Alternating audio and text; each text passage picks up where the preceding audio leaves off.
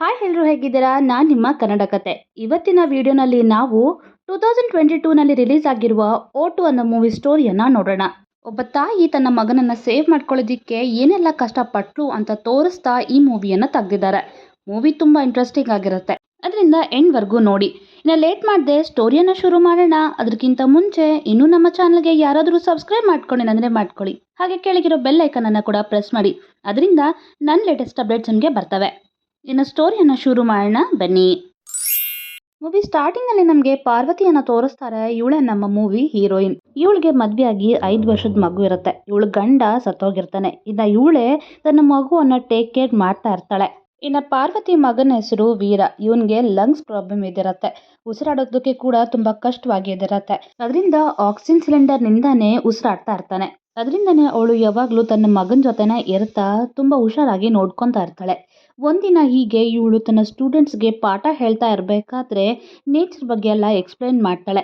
ನಮ್ಮ ಪರಿಸರವನ್ನು ನಾವು ಎಷ್ಟು ಹುಷಾರಾಗಿ ಇಟ್ಕೊತೀವೋ ಅಷ್ಟು ಹುಷಾರಾಗೆ ನಾವು ಬದುಕಕ್ಕಾಗತ್ತೆ. ಇಲ್ಲ ಅಂತಂದರೆ ಅದೇ ನಮ್ಮನ್ನು ಪ್ರಾಣ ತೆಗೆಯುತ್ತೆ ಅಂತ ಹೇಳ್ತಾ ಇರಬೇಕಾದ್ರೇ ರೂಮ್ನಲ್ಲಿ ಇದ್ದ ವೀರನ್ಗೆ ಬ್ರೀತಿಂಗ್ ಪ್ರಾಬ್ಲಮ್ ಆಗುತ್ತೆ. ಏನಂತ ನೋಡಿದರೆ ಅವ್ನಿಗೆ ಆಲ್ರೆಡಿ ಕನೆಕ್ಟ್ ಮಾಡಿದ್ದ ಆಕ್ಸಿಜನ್ ಸಿಲಿಂಡರ್ನಲ್ಲಿ ಆಕ್ಸಿಜನ್ ಖಾಲಿ ಆಗಿರೋದ್ರಿಂದ ಪಾರ್ವತಿ ಹೊಸ ಸಿಲಿಂಡರ್ನ ಇಡ್ತಾಳೆ. ತನ್ನ ಮಗನಿಗೆ ಇನ್ನೊಂದ್ಸಲ ಈ ರೀತಿ ಆಗಲ್ಲ ಅಂತ ಹೇಳಿ ನೋವು ಪಡ್ತಾ ಇರ್ತಾಳೆ. ನೆಕ್ಸ್ಟ್ ಸೀನ್ನಲ್ಲಿ ನಮಗೆ ಸುಬ್ರಹ್ಮಣ್ಯಂನ ತೋರಿಸ್ತಾರೆ. ಇವನು 14 ವರ್ಷ ಜೈಲಿನಲ್ಲಿ ಇದ್ದು ಅವತ್ತಿನ ದಿನನೇ ರಿಲೀಸ್ ಆಗಿರ್ತಾನೆ. ಆದ್ರೆ ಅವನು ಮಾಡದೇ ಇರೋ ತಪ್ಪಿಗೆ 14 ವರ್ಷಗಳು ಜೈಲಿನಲ್ಲಿ ಇರ್ತಾನೆ. ಈ ಸ್ಟೋರಿ ಮುಂದೆ ನೋಡೋಣ. ಇನ್ನವನು ರಿಲೀಸ್ ಆಗಿ ತನ್ನ ಅಮ್ಮನನ್ನ ನೋಡ್ಬೇಕು ಅಂತ ಹೇಳಿ ಹೋಗ್ತಾ ಇರ್ತಾನೆ. ನೆಕ್ಸ್ಟ್ ಸೀನ್ನಲ್ಲಿ ನಮಗೆ ರಫೀಕ್ನ ತೋರಿಸ್ತಾರೆ. ಇವನು ಮಿತ್ರ ಅನ್ನೋ ಹುಡುಗಿಯನ್ನ ಪ್ರೀತಿ ಮಾಡ್ತಾ ಇರ್ತಾನೆ. ಅದರಿಂದ ಮಿತ್ರ ಮನೆಗೆ ಹೋಗಿ ತನ್ನ ಅಪ್ಪನ ಜೊತೆ ಅಂಕಲ್, ನಾನು ಡಾಕ್ಟರ್ ಓದ್ತಾ ಇದ್ದೀನಿ, ಫೈನಲ್ ಇಯರ್ನಲ್ಲಿ ಇದ್ದೀನಿ, ನೆಕ್ಸ್ಟ್ ಇಯರೇ ನನ್ನ ಸ್ಟಡೀಸ್ ಎಲ್ಲ ಮುಗಿಯುತ್ತೆ, ನೀವು ಮಿತ್ರನ ನನಗೆ ಕೊಟ್ಟು ಮದುವೆ ಮಾಡಿ, ನಾವಿಬ್ರು ತುಂಬ ಪ್ರೀತಿ ಮಾಡ್ಕೊತಾ ಇದ್ದೀವಿ, ನಿಮ್ಮ ಹುಡುಗಿಯನ್ನು ಹುಷಾರಾಗಿ ನೋಡ್ಕೋತೀನಿ ಅಂತ ಕೇಳ್ತಾ ಇದ್ದಾಗ ಅಲ್ಲೇ ಇದ್ದ ಮಿತ್ರ ಅವರ ಅಣ್ಣ ಅವನ್ನ ನೋಡಿ, ನಿನ್ಗೆ ಎಷ್ಟು ಧೈರ್ಯ ಇದ್ರೆ ನಮ್ಮನೆಗೆ ಬಂದು ನನ್ನ ತಂಗಿಯನ್ನ ಮದುವೆ ಮಾಡ್ಕೋತೀನಿ ಅಂತ ನಮ್ಮ ಅಪ್ಪಾಜಿಯನ್ನ ಕೇಳ್ತೀಯಾ ಅಂತ ಹೇಳಿ ಅವನ್ನ ಹೊಡೆದು ಅಲ್ಲಿಂದ ಕಳಿಸ್ಬಿಡ್ತಾನೆ. ಸೀನ್ ಇಲ್ಲಿಗೆ ಕಟ್ ಆಗುತ್ತೆ. ನೆಕ್ಸ್ಟ್ ಸೀನ್ನಲ್ಲಿ ಪಾರ್ವತಿ ಡಾಕ್ಟರ್ ಮೀರಾನ ಹೋಗಿ ಭೇಟಿ ಆಗ್ತಾಳೆ. ತನ್ನ ಮಗನ ಕಂಡೀಷನ್ ಬಗ್ಗೆ ಕೇಳಿದಾಗ ಅವಳು ಹೇಳ್ತಾ, ನಿನ್ನ ಮಗನಿಗೆ ಆಪರೇಷನ್ ಮಾಡಬೇಕಾಗಿದೆ, ಅದು ಕೂಡ ಇಲ್ಲಲ್ಲ ಕೊಚ್ಚಿನ್ನಲ್ಲಿ, ಅಲ್ಲಿ ನನಗೆ ಗೊತ್ತಿರೋ ಡಾಕ್ಟರ್ ರವಿ ಅಂತ ಇದ್ದಾರೆ, ಅವರು ಚೆನ್ನಾಗಿ ನೋಡ್ತಾರೆ ಅಂತ ಹೇಳಿದಾಗ ಹೀರೋಯಿನ್ ಅಲ್ಲಿಂದ ಹೋಗ್ತಾಳೆ. ಅದೇ ದಿನ ಸಂಜೆ ಪಾರ್ವತಿ ತಮ್ಮ ಪಾರ್ವತಿಗೆ ಕಾಲ್ ಮಾಡಿ, ನೀನು ಹೇಳ್ದಂಗೆ ಕೊಚ್ಚಿನಲ್ಲಿ ಇದ್ದ ಡಾಕ್ಟರ್ ರವಿಯನ್ನು ನಾನು ಹೋಗಿ ಭೇಟಿಯಾಗಿದ್ದೀನಿ, ಅವರು ವೀರಾಗೆ ಆಪರೇಷನ್ ಮಾಡೋದಕ್ಕೆ ಒಪ್ಕೊಂಡಿದ್ದಾರೆ, ಆದರೆ ಆಪರೇಷನ್ ಮಾಡೋದಕ್ಕಿಂತ ಮುಂಚೆ 3 ದಿನ ಅವನನ್ನು ಅಬ್ಸರ್ವೇಷನ್ನಲ್ಲಿ ಇಟ್ಟು ಆಮೇಲೆ ಮಾಡ್ತಾರಂತೆ, ಅದರಿಂದ ನಮಗೆ ಟೈಮ್ ಇಲ್ಲ, ನೀನು ಇವತ್ತು ಸಂಜೆನೇ ಕೊಚ್ಚಿನ್ಗೆ ಹೊರಡು, ಹಾಸ್ಪಿಟಲ್ ಹತ್ರ ಬಂದಾಗ ಇಲ್ಲಿ ನಾನು ಇರ್ತೀನಿ, ನೀನೇನು ಹೆದರ್ಕೋಬೇಡ, ಆದರೂ ಇಲ್ಲಿ ಕೊಚ್ಚಿನ್ನಲ್ಲಿ ಮಳೆ ತುಂಬ ಬರ್ತಾ ಇದೆ, ಕ್ಯಾಬ್ಸ್ ಏನು ತಿರುಗ್ತಾ ಇಲ್ಲ, ನಾನು ಬಸ್ ಟಿಕೆಟ್ಸನ್ನು ಬುಕ್ ಮಾಡಿದ್ದೀನಿ, ನೀನು ಅದೇ ಬಸ್ಗೆ ಹತ್ಕೊಂಡು ಇಲ್ಲಿಗೆ ಬಾ ಅಂತ ಹೇಳ್ತಾನೆ. ಇನ್ನೊಂದು ಕಡೆ ಕೆಲವೊಬ್ರು ಡ್ರಗ್ಸನ್ನು ತಗೊಂಡು ಬೇರೆಯವ್ರಿಗೆ ಮಾರ್ತಾ ಇದ್ರೆ ಎಸ್ಐ ಹೋಗಿ ಅವರನ್ನು ಇಟ್ಕೋತಾನೆ. ಆ ಡ್ರಗ್ಸ್ ಎಲ್ಲ ಅವನು ತಂದು ಸ್ಟೇಷನಲ್ಲಿ ಇಡ್ತಾನೆ. ಅವಾಗೆ ಅವನಿಗೆ ಒಂದು ಕಾಲ್ ಬಂದಿರತ್ತೆ, ನಿಮ್ಮ ಹತ್ರ ಇರುವ ಡ್ರಗ್ಸನ್ನು ತಗೊಂಡು ಪಾಲಕ್ಕಾಡ್ಗೆ ಬಂದರೆ ಅಲ್ಲಿ ಒಬ್ಬ ಪಾರ್ಟಿ ಇದೆ, ಅವರು ಆ ಡ್ರಗ್ಸ್ ತಗೊಂಡು 8 ಕೋಟಿಯನ್ನು ಕೊಡೋಕೆ ರೆಡಿಯಾಗಿದ್ದಾರೆ ಅಂತ ಹೇಳಿದಾಗ ಎಸ್ಐ ಆ ಡ್ರಗ್ಸನ್ನು ತಗೊಂಡು ಪಾಲಕ್ಕಾಡ್ಗೆ ಹೋಗೋ ಬಸ್ ಹತ್ರಕ್ಕೆ ಹೋಗಿ ನಿಂತ್ಕೋತಾನೆ. ಪಾರ್ವತಿ ಊರಿಗೆ ಹೋಗೋದಕ್ಕೆ ಅಂತ ಹೇಳಿ ಒಂದು ಬ್ಯಾಗ್ನಲ್ಲಿ ತಮ್ಮ ಬಟ್ಟೆಗಳು, ಇನ್ನೊಂದು ಬ್ಯಾಗ್ನಲ್ಲಿ ವೀರಾಗೆ ಬೇಕಾಗಿರೋ ಆಕ್ಸಿಜನ್ ಸಿಲಿಂಡರ್ನ ಇಟ್ಕೊಂಡು ಊರಿಗೆ ಹೊರಡ್ತಾಳೆ.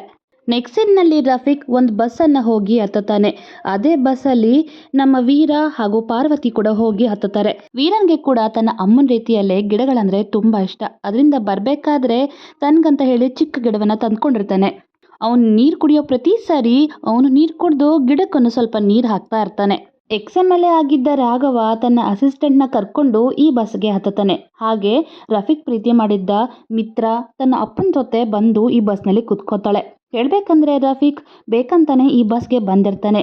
ಒಂದು ಒಳ್ಳೆ ಟೈಮ್ ನೋಡ್ಕೊಂಡು ಮಿತ್ರನ ಅಲ್ಲಿಂದ ಕರ್ಕೊಂಡು ಹೋಗ್ಬೇಕು ಅಂತ ಪ್ಲಾನ್ ಆಗ್ತಾನೆ. ಇನ್ನು ಪಾಲಕ್ಕಾಡ್ಗೆ ಹೋಗ್ಬೇಕು ಅಂತ ಅನ್ಕೊಂಡಿದ್ದ SI ಶಂಕರ್ ಡ್ರಗ್ಸ್ ಬ್ಯಾಗ್ ಅನ್ನ ತಗೊಂಡು, ಹಾಗೆ ಒಂದು ಹುಡುಗಿಯನ್ನ ಎಂಗೇಜ್ಮೆಂಟ್ ಮಾಡ್ಕೋಬೇಕು ಅಂತ ಅನ್ಕೊಂಡಿದ್ದ ಸಾಫ್ಟ್ವೇರ್ ಇಂಜಿನಿಯರ್ ಎಲ್ಲರೂ ಇದೇ ಬಸ್ನಲ್ಲಿ ಹತ್ತಿ ಹೋಗ್ತಾ ಇರ್ತಾರೆ. ಹೀಗೆ 11 ಜನ ಈ ಬಸ್ನಲ್ಲಿ ಪ್ರಯಾಣ ಮಾಡ್ತಾ ಇರ್ತಾರೆ.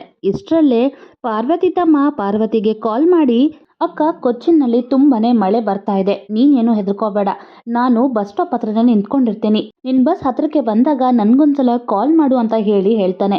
ಹೀಗೆ ಇವ್ರ ಪ್ರಯಾಣ ನಡೀತಾ ಇರತ್ತೆ. ಅಷ್ಟರಲ್ಲಿ ಇವ್ರು ಹೋಗ್ತಾ ಇದ್ದ ದಾರಿನಲ್ಲಿ ಒಂದು ಆಕ್ಸಿಡೆಂಟ್ ಆಗಿರೋದ್ರಿಂದ ದಾರಿ ಎಲ್ಲ ಟ್ರಾಫಿಕ್ ಜಾಮ್ ಆಗಿರತ್ತೆ. ಅದರಿಂದ ಸಾಫ್ಟ್ವೇರ್ ಇಂಜಿನಿಯರ್ ಆಗಿದ್ದ ಮೋಹನ್ ಬಸ್ಸಿಂದ ಕೆಳಗಡೆಗೆ ಇಳಿದು ಏನಾಗಿದೆ ಅಂತ ನೋಡೋದಕ್ಕೆ ಹೋಗ್ತಾನೆ. ಇಷ್ಟರಲ್ಲಿ ಬಸ್ ಓನರ್ ತನ್ನ ಟ್ರಾವೆಲ್ ಏಜೆನ್ಸಿಗೆ ಫೋನ್ ಮಾಡಿ ಈ ರೀತಿ ಬಸ್ ಮಧ್ಯದಲ್ಲೇ ನಿಂತ್ಕೊಂಡ್ಬಿಟ್ಟಿದೆ, ಏನು ಮಾಡೋಣ ಅಂತ ಹೇಳಿ ಕೇಳಿದಾಗ ಓನರ್ ಮಾತಾಡ್ತಾ, ನೀನು ಒಂದು ಕೆಲಸ ಮಾಡು, ಕೊಚ್ಚಿನ್ಗೆ ಯಾರ್ಯಾರು ಹೋಗ್ತಾರೋ ಅವ್ರನ್ನ ಅದೇ ಬಸ್ಸಲ್ಲಿ ಇರಿಸು, ಮಿಕ್ಕಿದವರೆಲ್ಲರನ್ನ ಬಸ್ಸಿಂದ ಇಳಿಸು, ನಾನು ಬೇರೆ ಬಸ್ಸನ್ನು ಕಳಿಸ್ತೀನಿ, ನೀನು ಕೊಚ್ಚಿನ್ಗೆ ಬೇರೆ ರೂಟಿಂದ ಬರುವಂತೆ ಅಂತ ಹೇಳ್ತಾನೆ. ಬಸ್ ಡ್ರೈವರ್ ತನ್ನ ಓನರ್ ಹೇಳ್ದಂಗೆ ಪ್ಯಾಸೆಂಜರ್ಸ್ಗೆ ಕೊಚ್ಚಿನ್ ಯಾರ್ಯಾರು ಹೋಗ್ತಿರೋ ಅವ್ರು ಇದೇ ಬಸ್ಸಲ್ಲಿರಿ, ಪಾಲಕ್ಕಾಡ್ಗೆ ಹೋಗೋರು ಬಸ್ಸನ್ನು ಇಳಿರಿ ಅಂತ ಹೇಳಿದಾಗ ಶಂಕರ್ ಅವ್ರ ಮಾತನ್ನು ಕೇಳಿಸ್ಕೊಳ್ಳೋದಿಲ್ಲ. ತುಂಬ ನಿದ್ದೆಯಲ್ಲಿರ್ತಾನೆ, ಅದೇ ಬಸ್ನಲ್ಲಿ ಕೂತ್ಕೊಂಡಿರ್ತಾನೆ. ಈ ಕಡೆ ಬಸ್ಸನ್ನು ಹಿಡಿದಿರುವ ಮೋಹನ್ ಕೂಡ ಬಸ್ನಲ್ಲಿ ಇರೋದಿಲ್ಲ. ಅವನು ವಾಪಸ್ ತನ್ನ ಬಸ್ ಹತ್ರಕ್ಕೆ ಬರೋಷ್ಟರಲ್ಲೇ ಬಸ್ ಅಲ್ಲಿಂದ ಹೊರಟೋಗಿರುತ್ತೆ.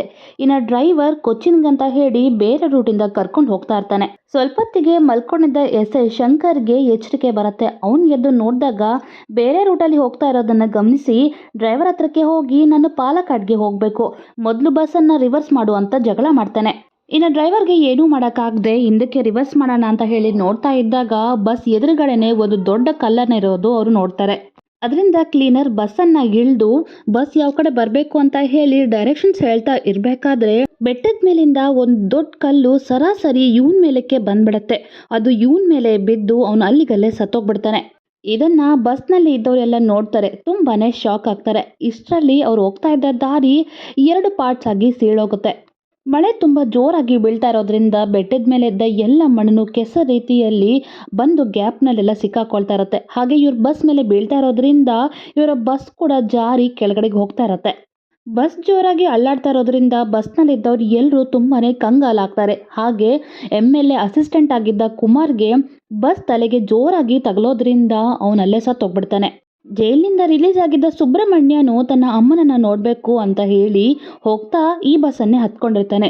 ಅವನ ಹೊಟ್ಟೆಗೆ ಜೋರಾಗಿ ಏಟಾಗಿರೋದ್ರಿಂದ ಹೊಟ್ಟೆಯನ್ನು ಇಟ್ಕೊಂಡು ನೋವು ಪಡ್ತಾ ಇರ್ತಾನೆ. ಇದನ್ನ ನೋಡಿದ ಡಾಕ್ಟರ್ ರಫೀಕ್ ಸಡನ್ ಆಗಿ ಎದ್ದು ಆ ಪೇಷಂಟ್ಗೆ ಫಸ್ಟ್ ಏಡ್ ಮಾಡಬೇಕು ಅಂತ ಹೇಳಿ ಬರ್ತಾ ಇರ್ತಾನೆ. ಆವಾಗ ಮಿತ್ರ ಅವರ ಅಪ್ಪ ರಫೀಕ್ನ ನೋಡಿ, ನೀನು ನಮ್ಮನ್ನ ಫಾಲೋ ಮಾಡ್ತಾ ನಮ್ಮ ಹಿಂದ್ಗಡೆನೆ ಬಂದು ನನ್ನ ಮಗಳನ್ನ ಟ್ರ್ಯಾಪ್ ಮಾಡಿ ಅವಳನ್ನ ಎತ್ಕೊಂಡು ಹೋಗ್ಬೇಕು ಅಂತ ಪ್ಲಾನ್ ಮಾಡಿದ್ಯಾ ಅಂತ ಹೇಳಿ ತನ್ನ ಮಗಳನ್ನ ಕೂಡ ಬೈತಾ ದೊಡ್ಡ ಜಗಳವನ್ನ ಮಾಡ್ತಾನೆ. ಆಗ ಪಾರ್ವತಿಗೆ ತುಂಬ ಕೋಪ ಬರುತ್ತೆ. ನಾವಿವಾಗ ಸಾವು ಬದುಕಿನ ಹೋರಾಟದಲ್ಲಿ ಇದ್ದಾಗ ನೀವು ಬಂದು ಈ ರೀತಿ ಜಗಳವನ್ನ ಮಾಡ್ತಾ ಇದ್ದೀರಾ. ಒಂದು ವೇಳೆ ನಾವು ಈ ಬಸ್ನಲ್ಲಿ ಹೀಗೆ ಇದ್ಬಿಟ್ರೆ ಇದರಲ್ಲಿದ್ದ ಆಕ್ಸಿಜನ್ ನಾವು ತಗೊಂಡು ಇನ್ನೊಂದು 10 ಗಂಟೆಗಳಷ್ಟೇ ಬದುಕಿರೋಕ್ಕಾಗತ್ತೆ. ಮೊದಲು ನಾವು ಇಲ್ಲಿಂದ ಹೊರಗಡೆ ಹೋಗುವ ಪ್ರಯತ್ನವನ್ನು ಮಾಡೋಣ, ಅದಕ್ಕೆ ನೀವೆಲ್ಲರೂ ಸಹಾಯ ಮಾಡಬೇಕು ಅಂತ ಕೇಳ್ತಾಳೆ. ಇನ್ನೊಂದು ಕಡೆ ಮೋಹನ್ ಅವನು ಮಿಸ್ ಆಗಿರುವ ಬಸ್ಸನ್ನು ಕ್ಯಾಚ್ ಮಾಡಬೇಕು ಅಂತ ಹೇಳಿ ಬಸ್ ಹೋಗಿರುವ ರೂಟ್ನಲ್ಲೇ ಒಂದು ವೆಹಿಕಲ್ ಹೋಗ್ತಾ ಇದ್ರೆ ಲಿಫ್ಟ್ ಕೇಳ್ಕೊಂಡು ಅಲ್ಲಿಗೆ ಬರ್ತಾ ಇರ್ತಾನೆ. ಸ್ವಲ್ಪ ಹೊತ್ತಿಗೆ ಆ ಬಸ್ಸು ಮಣ್ಣಿನಲ್ಲಿ ಎಲ್ಲ ಮುಳುಗೋಗ್ತಾ ಇರತ್ತೆ. ದಾರಿನಲ್ಲಿ ಬರಬೇಕಾದ್ರೆ ಮೋಹನ್ಗೆ ಕೂಡ ಬಸ್ ಎಲ್ಲೂ ಎದುರಾಗಲ್ಲ. ಅದರಿಂದ ಅವನು ಟ್ರಾವೆಲ್ ಏಜೆನ್ಸಿಗೆ ಫೋನ್ ಮಾಡಿ ನನ್ನ ಬ್ಯಾಗ್ ಬಸ್ನಲ್ಲೇ ಇದೆ, ಬಸ್ ಏನಾದರೂ ಅಲ್ಲಿಗೆ ರೀಚ್ ಆಗಿದ್ಯಾ ಅಂತ ಕೇಳಿದಾಗ ಅವ್ರು ಹೇಳ್ತಾ ಬಸ್ ಇನ್ನೂ ಕೊಚ್ಚಿನ್ಗೆ ರೀಚ್ ಆಗಿಲ್ಲ ಅಂತ ಹೇಳ್ತಾನೆ. ಅದರಿಂದ ಇವನ್ಗೆ ಡೌಟ್ ಬಂದಿರುತ್ತೆ, ಬಸ್ ನನಗೆ ಎಲ್ಲೂ ದಾರಿನಲ್ಲಿ ಎದುರಾಗಿಲ್ಲ, ಹಾಗಂದ್ರೆ ಅದು ಇಲ್ಲೇ ಎಲ್ಲೋ ಮಣ್ಣಿನಲ್ಲಿ ಸಿಕ್ಕಾಕೊಂಡಿರತ್ತೆ ಅಂತ ಹೇಳಿ ಅದನ್ನು ಹುಡುಕ್ತಾ ಇರ್ತಾನೆ. ಇನ್ನು ಬಸ್ನಲ್ಲಿದ್ದ ಆಕ್ಸಿಜನ್ ಲೆವೆಲ್ಸ್ ಕಡಿಮೆ ಆಗ್ತಾ ಹೋಗೋದ್ರಿಂದ ಬಸ್ನಲ್ಲಿ ಇದ್ದವ್ರಿಗೆ ಉಸಿರಾಡೋದಕ್ಕೆ ಕಷ್ಟವಾಗ್ತಾ ಇರುತ್ತೆ. ಅದರಿಂದ SI ಶಂಕರ್ ಪಾರ್ವತಿ ಹತ್ರಕ್ಕೆ ಹೋಗಿ ನಿನ್ನ ಮಗನಿಗೆ ಆಕ್ಸಿಜನ್ ಸಿಲಿಂಡರ್ ಇದೆ ಅಲ್ವಾ, ಆ ರೀತಿಯಲ್ಲೇ ಇನ್ನೊಂದು ಇದೆಯಾ ಅಂತ ಕೇಳಿದಾಗ ಅವಳು ತನ್ನ ಮಗನಿಗಾಗಿ ಸೇವ್ ಮಾಡ್ಕೊಂಡು ಇಟ್ಟಿರೋದ್ರಿಂದ ಇಲ್ಲ ಅಂತ ಹೇಳಿ ಸುಳ್ಳು ಹೇಳ್ತಾಳೆ. ಬಸ್ನಲ್ಲಿ ಇದ್ದವರೆಲ್ಲರೂ ಒಂದು ಐಡಿಯಾ ಮಾಡ್ತಾರೆ. ರಾಡ್ಸನ್ನು ತಗೊಂಡು ಅದು ಬಸ್ ಸೀಲಿಂಗ್ಗೆ ಚುಚ್ಚಿ ಹೊರಗಡೆ ಕಳಿಸಿ ಅದರಿಂದ ಉಸಿರಾಡ್ತಾ ಇರ್ತಾರೆ. ಅದರಿಂದ ಅವರು ನಮಗಿನ್ನೇನು ಭಯ ಇಲ್ಲ, ನಮ್ಮನ್ನು ಬಂದು ರೆಸ್ಕ್ಯೂ ಟೀಮ್ ಅವರು ಕಾಪಾಡೋವರೆಗೂ ನಾವು ಸರ್ವೈವ್ ಆಗ್ಬೋದು ಅಂತ ಅನ್ಕೊತಾರೆ. ನೆಕ್ಸ್ಟ್ ಸೀನ್ನಲ್ಲಿ ಮೋಹನ್ ಆ ದಾರಿನಲ್ಲಿ ಇದ್ದ ಚೆಕ್ ಪೋಸ್ಟ್ ಹತ್ರಕ್ಕೆ ಹೋಗಿ ಪೊಲೀಸರಿಗೆ ಈ ರೀತಿ ಇನ್ಫಾರ್ಮೇಷನ್ ಅನ್ನು ಕೊಟ್ಟಿರ್ತಾನೆ.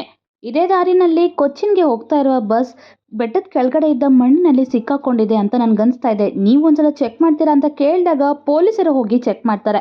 ಅವಾಗೆ ಬಸ್ನಲ್ಲಿದ್ದ ಪಾರ್ವತಿ ಫೋನ್ಗೆ ಸಿಗ್ನಲ್ ಬರೋದ್ರಿಂದ ಪಾರ್ವತಿ ತಮ್ಮ ತನಗೆ ಕಾಲ್ ಮಾಡಿದ್ದಾಗ ಫೋನ್ ರಿಂಗ್ ಆಗುತ್ತೆ. ಇನ್ನೇನು ಅವಳು ಫೋನನ್ನು ಪಿಕ್ ಮಾಡಿ ಮಾತಾಡಬೇಕು ಅಷ್ಟರಲ್ಲೇ ಮತ್ತೆ ಬೆಟ್ಟದ ಮೇಲಿಂದ ಮಣ್ಣು ಬಂದು ಇವರ ಬಸ್ ಮೇಲೆ ಬೀಳೋದ್ರಿಂದ ಬಸ್ ಇನ್ನು ಕೆಳಗಡೆಗೆ ಹೋಗಿ ಸಿಕ್ಕಾಕೊಳ್ಳುತ್ತೆ. ಬಸ್ನಲ್ಲಿದ್ದವ್ರು ಎಲ್ಲರೂ ಹೆದರ್ಕೊಂಡು ತುಂಬಾನೇ ಕಿರ್ಚಾಡ್ತಾ ಇರ್ತಾರೆ. ಇದರಿಂದ ಫೋನ್ ಸಿಗ್ನಲ್ಸ್ ಕಂಪ್ಲೀಟ್ ಆಗಿ ಕಟ್ ಆಗ್ಬಿಡುತ್ತೆ. ಆದರೆ ಪಾರ್ವತಿ ತನ್ನ ತಮ್ಮನ ಫೋನ್ ಪಿಕಪ್ ಮಾಡಿರೋದ್ರಿಂದ ಇವರು ಬಸ್ನಲ್ಲಿ ಕಿರ್ಚಾಡ್ತಾ ಇರೋದು ಅವ್ನು ಕೇಳಿಸ್ಕೊಂಡು ಏನೋ ತಪ್ಪಾಗಿ ನಡೀತಾ ಇದೆ ಅಂತ ಅನ್ಕೊಂಡು ಪೊಲೀಸ್ ಹತ್ರಕ್ಕೆ ಹೋಗಿ ಕಂಪ್ಲೇಂಟನ್ನು ಕೊಡ್ತಾನೆ. ಅದೇ ಬಸ್ನಲ್ಲಿ ಹೊಟ್ಟೆನ ಇಟ್ಕೊಂಡು ನೋವಿನಿಂದ ಅಳ್ತಾ ಇದ್ದ ಸುಬ್ರಹ್ಮಣ್ಯನ್ ಜಾಸ್ತಿ ಆಕ್ಸಿಜನ್ ತಗೊತಾ ಇರೋದ್ರಿಂದ ನೀನು ಬದುಕಿದ್ರೆ ಇನ್ನೂ ಜಾಸ್ತಿ ಆಕ್ಸಿಜನ್ ಖರ್ಚಾಗುತ್ತೆ ಅಂತ ಹೇಳಿ SI ಗನ್ನಿಂದ ಅವನನ್ನು ಶೂಟ್ ಮಾಡಿ ಸಾಯಿಸ್ಬಿಡ್ತಾನೆ. ಎಲ್ಲರೂ ಅವನನ್ನು ನೋಡಿ ಹೆದರ್ಕೊಂತಾರೆ. ಅವಾಗೇ SIಗೆ ಪಾರ್ವತಿ ಹತ್ರ ತನ್ನ ಮಗನಿಗಂತ ಹೇಳಿ ಎಕ್ಸ್ಟ್ರಾ ಆಕ್ಸಿಜನ್ ಸಿಲಿಂಡರ್ ಇರೋದು ಗೊತ್ತಾಗಿ ಅವಳಿಂದ ಬಲವಂತವಾಗಿ ಎಳ್ಕೊತಾನೆ. ಹಾಗೆ MLA ಮತ್ತು ಮಿತ್ರ ಅವರ ಫಾದರ್ ಇಬ್ರು ಏಜ್ ಆಗಿರೋದ್ರಿಂದ ಅವರಿಬ್ಬರನ್ನ ನೋಡಿ ನೀವು ಬದುಕಿದ್ದು ಏನು ಮಾಡ್ತೀರಾ, ಅದಕ್ಕಿಂತ ಸಾಯೋದೇ ಮೇಲು ಅಂತ ಹೇಳಿ ಗನ್ ಅವನ ಕಡೆಗೆ ಗುರಿ ಮಾಡ್ತಾನೆ. ಆಗ ಪಾರ್ವತಿ ಒಂದು ಐರನ್ ರಾಡ್ ತಗೊಂಡು ಸರಿಯಾಗಿ ತಲೆ ಮೇಲೆ ಹೊಡೆಯೋದ್ರಿಂದ ಅವನು ಅನ್ಕಾನ್ಶಿಯಸ್ ಆಗ್ತಾನೆ. ಆಗ ಎಲ್ಲರೂ ಅವನ್ನ ಒಂದು ರಾಡ್ಗೆ ಕಟ್ಟಾಕ್ಬಿಡ್ತಾರೆ. ಅದರಿಂದ ಅವಳು ಆಕ್ಸಿಜನ್ ಸಿಲಿಂಡರ್ ತಗೊಂಡು ತನ್ನ ಹತ್ರ ಇಟ್ಕೊಂಡ್ಬಿಡ್ತಾಳೆ. ಇಷ್ಟರಲ್ಲಿ ಈ ಬಸ್ ಸಿಕ್ಕಾಕೊಂಡಿರೋ ಪ್ಲೇಸ್ಗೆ ರೆಸ್ಕ್ಯೂ ಟೀಮ್ ಬಂದ್ಬಿಡ್ತಾರೆ. ಅವರು ಈ ಬಸ್ ಎಲ್ಲಿ ಸಿಕ್ಕಾಕೊಂಡಿದೆ ಅಂತ ಹೇಳಿ ಎಕ್ಸಾಕ್ಟ್ ಲೊಕೇಶನ್ನ ಟ್ರ್ಯಾಕ್ ಮಾಡೋದಕ್ಕೆ ಆಗೋದಿಲ್ಲ. ಅದರಿಂದ ಇನ್ನೂ ತೋಡ್ತಾನೆ ಇರ್ತಾರೆ. ಇಷ್ಟರಲ್ಲಿ SIಗೆ ಎಚ್ಚರಿಕೆ ಬಂದ್ಬಿಡುತ್ತೆ. ಮೆಲ್ಲಕ್ಕೆ ಅವನಿಗೆ ಕಟ್ಟಾಕಿರೋ ಹಗ್ಗಗಳನ್ನ ಬಿಚ್ಕೊಂಡು ಮತ್ತೆ ವೀರಾಗೆ ಗನ್ ಪಾಯಿಂಟ್ ಔಟ್ ಮಾಡಿ ಬಸ್ನಲ್ಲಿ ಇದ್ದವರೆಲ್ಲರನ್ನ ಈ ರೀತಿ ಕೇಳ್ತಾನೆ, ನೀವೆಲ್ಲರೂ ನೋಡಿ ಇವನ ಹತ್ರ ಒಂದು ಆಕ್ಸಿಜನ್ ಸಿಲಿಂಡರ್ ಇದೆ. ಒಂದು ಸಿಲಿಂಡರ್ ಇದ್ರೆ ನಾವು ಎಲ್ಲರೂ ಬದುಕ್ಬೋದು. ಅದರಿಂದ ಒಬ್ಬ ಹುಡುಗನ್ಗಾಗಿ ನಾವೆಲ್ಲರೂ ಸಾಯೋದು ಕರೆಕ್ಟಾ, ಇಲ್ಲ ನಮಗಾಗಿ ಆ ಹುಡುಗನ್ ಒಂದು ಪ್ರಾಣ ತೆಗೆಯೋದು ಕರೆಕ್ಟಾ ಅಂತ ಅವ್ನು ಕೇಳಿದಾಗ ಬಸ್ನಲ್ಲಿ ಇದ್ದವ್ರಿಗೆ ಅವಾಗಲೇ ಆಕ್ಸಿಜನ್ ಲೆವೆಲ್ ಎಲ್ಲ ಕಡಿಮೆ ಆಗಿರೋದ್ರಿಂದ ಅವರು ತಮ್ಮ ಪ್ರಾಣವನ್ನು ಕಾಪಾಡ್ಕೋಬೇಕು ಅಂತ ಅಂದ್ಕೊಂಡು ಆ ಮಗುವನ್ನು ಒಬ್ಬನ್ನೇ ಸಾಯಿಸೋದು ಕರೆಕ್ಟ್ ಅಂತ ಹೇಳಿ ಪಾರ್ವತಿ ಮತ್ತು ತನ್ನ ಮಗನ ಹತ್ರಕ್ಕೆ ಬರ್ತಾ ಇರ್ತಾರೆ. ಆದರೆ ಬಸ್ ಡ್ರೈವರ್ ಮಾತ್ರ ಅವನು ಚಿಕ್ಕ ಮಗು, ಅವನು ಸಾಯಬಾರ್ದು ಅಂತ ಹೇಳಿ ಅವನಿಗೂ ಸಪೋರ್ಟ್ ಮಾಡಿ ಕಾಪಾಡ್ತಾ ಇರ್ತಾನೆ. ಆದರೆ ಅವನ ಹತ್ರ ಇದ್ದ ಸಿಲಿಂಡರ್ನಲ್ಲಿ ಕೂಡ ಆಕ್ಸಿಜನ್ ಕಡಿಮೆ ಆಗಿಬಿಡುತ್ತೆ. ಈ ಕಡೆ ರೆಸ್ಕ್ಯೂ ಟೀಮ್ಗೂ ಇನ್ನೂ ಬಸ್ ಎಕ್ಸಾಕ್ಟ್ ಲೊಕೇಶನ್ ಕಾಣಿಸಿರೋದಿಲ್ಲ. ಅವರು ಟೆನ್ಷನ್ ಬೀಳ್ತಾ ಇರ್ತಾರೆ. ಆಗ ಪೊಲೀಸ್ ಒಂದು ಐಡಿಯಾ ಕೊಡ್ತಾನೆ, ನಾವೇನಾದರೂ ವೈಫೈ ಆನ್ ಮಾಡಿದ್ರೆ ಅದು ಬಸ್ನಲ್ಲಿದ್ದವರು ಯಾರಾದರೂ ಕನೆಕ್ಟ್ ಮಾಡ್ಕೊಂಡಿದ್ರೆ ಅವರ ಎಕ್ಸಾಕ್ಟ್ ಲೊಕೇಶನ್ನ ನಾವು ಕಂಡುಹಿಡಿಬೋದು ಅಂತ. ಬಟ್ ಈ ಕಡೆ ಬಸ್ನಲ್ಲಿ ಇದ್ದ ಪಾರ್ವತಿ ತನ್ನ ಮಗನಿಗಾಗಿ ಬಸ್ನಲ್ಲಿದ್ದರು ಎಲ್ಲರ ಜೊತೆ ಹೋರಾಡಿ SI ಹತ್ರ ಇದ್ದ ಆಕ್ಸಿಜನ್ ಸಿಲಿಂಡರನ್ನು ಕಿತ್ಕೊಂಡು ತನ್ನ ಮಗನಿಗೆ ಕನೆಕ್ಷನನ್ನು ಕೊಡ್ತಾಳೆ. ಇನ್ನು ಬಸ್ನಲ್ಲಿದ್ದ ಆಕ್ಸಿಜನ್ ಲೆವೆಲ್ಸ್ ಕಂಪ್ಲೀಟ್ ಆಗಿ ಡೌನ್ ಆಗಿರೋದ್ರಿಂದ ಬಸ್ನಲ್ಲಿದ್ದವರು ಎಲ್ಲರೂ ಒಬ್ಬರಾದ್ಮೇಲೆ ಒಬ್ಬರು ಕಣ್ತಿರುಗಿ ಬೀಳ್ತಾ ಇರ್ತಾರೆ. ಅದೇ ರೀತಿಯಲ್ಲಿ ಪಾರ್ವತಿ ಕೂಡ ಕಣ್ತಿರುಗಿ ಬಿದ್ದುಬಿಡ್ತಾಳೆ. ಅವಾಗೆ ಪೊಲೀಸ್ ಟೀಮ್ ಅವರು ತಮ್ಮ ವೈಫೈ ಸಿಗ್ನಲ್ ಅನ್ನ ಕಳಿಸ್ತಾರೆ. ಆದರೆ ಬಸ್ನಲ್ಲಿದ್ದವರು ಯಾರು ಕಾನ್ಷಿಯಸ್ ಆಗಿ ಇಲ್ಲ. ವೀರ ಕೂಡ ತನ್ನ ಅಮ್ಮ ಆ ಥರ ಬಿದ್ದೋಗಿರೋದ್ರಿಂದ ಅವನಿಗೆ ಇಟ್ಟಿರುವ ಕರೆಕ್ಷನ್ ತೆಗೆದ್ಬಿಟ್ಟು ಅಳ್ತಾ ಅವನು ಕೂಡ ಅನ್ಕಾನ್ಷಿಯಸ್ ಆಗ್ಬಿಡ್ತಾನೆ. ಬಟ್ ಅವಾಗ ಬರುವ ಟ್ವಿಸ್ಟ್ ಏನು ಅಂತ ಅಂದರೆ, ವೀರ ಬೆಳೆಸ್ಕೊತಾ ಇದ್ದ ಚಿಕ್ಕ ಗಿಡದಿಂದ ಒಂದು ಎಲೆ ಬಿದ್ದು ಅದು ಫೋನ್ ಮೇಲೆ ವೈಫೈ ಸಿಗ್ನಲನ್ನು ಆಕ್ಸೆಪ್ಟ್ ಮಾಡೋ ಬಟನ್ ಮೇಲೆ ಬೀಳುತ್ತೆ. ಅದರಿಂದ ರೆಸ್ಕ್ಯೂ ಟೀಮ್ ಅವ್ರಿಗೆ ವೈಫೈ ಸಿಗ್ನಲ್ಸ್ ಕನೆಕ್ಟ್ ಆಗಿ ಬಸ್ ಲೊಕೇಶನ್ ಎಕ್ಸಾಕ್ಟ್ ಆಗಿ ಎಲ್ಲಿದೆ ಅಂತ ತಿಳ್ಕೊಂಡು ಬಸ್ನಲ್ಲಿದ್ದವರು ಎಲ್ಲರನ್ನ ಕಾಪಾಡ್ತಾರೆ. ಅದಾಗಿದ್ಮೇಲೆ ಹಾಗೆ SI ಈ ರೀತಿ ಬಿಹೇವ್ ಮಾಡಿದ್ದಕ್ಕೆ ಪೊಲೀಸರು ಅವರನ್ನ ಅರೆಸ್ಟ್ ಮಾಡ್ತಾರೆ. ನೆಕ್ಸ್ಟ್ ಸೀನ್ನಲ್ಲಿ ಪಾರ್ವತಿ ವೀರನ್ನ ಕರ್ಕೊಂಡು ಹಾಸ್ಪಿಟಲ್ಗೆ ಹೋಗ್ತಾಳೆ. ಅವನಿಗೆ ಆಪರೇಷನ್ ಮಾಡ್ತಾರೆ. ಎಲ್ಲರೂ ರೀತಿಯಲ್ಲೇ ಅವನು ಕೂಡ ಈಗ ಉಸಿರಾಡ್ತಾ ಇರ್ತಾನೆ. ನೇಚರನ್ನು ನಾವು ಕಾಪಾಡಿದ್ರೆ ನಮ್ಮನ್ನು ನೇಚರ್ ಕಾಪಾಡುತ್ತೆ ಅಂತ ಮೆಸೇಜ್ ಕೊಡ್ತಾ ಈ ಮೂವಿ ಸ್ಟೋರಿಯನ್ನು ಇಲ್ಲಿಗೆ ಎಂಡ್ ಮಾಡಿದ್ದಾರೆ. ನನ್ನ ಎಕ್ಸ್ಪ್ರೆಷನ್ ನಿಮ್ಗೆ ಇಷ್ಟ ಆದರೆ ಕೆಳಗಿರೋ ಲೈಕ್ ಬಟನನ್ನು ಪ್ರೆಸ್ ಮಾಡಿ, ಹಾಗೆ ನನ್ನ ಚಾನಲ್ಗೆ ಸಬ್ಸ್ಕ್ರೈಬ್ ಮಾಡ್ಕೊಳ್ಳಿ. ಅದರಿಂದ ನನ್ನ ಲೇಟೆಸ್ಟ್ ಅಪ್ಡೇಟ್ಸ್ ನಿಮಗೆ ಬರ್ತವೆ. ಇನ್ನೊಂದು ವಿಡಿಯೋ ಜೊತೆ ನಿಮ್ಮ ಮುಂದೆ ಬರ್ತೇನೆ. Until then stay tune. Thank you.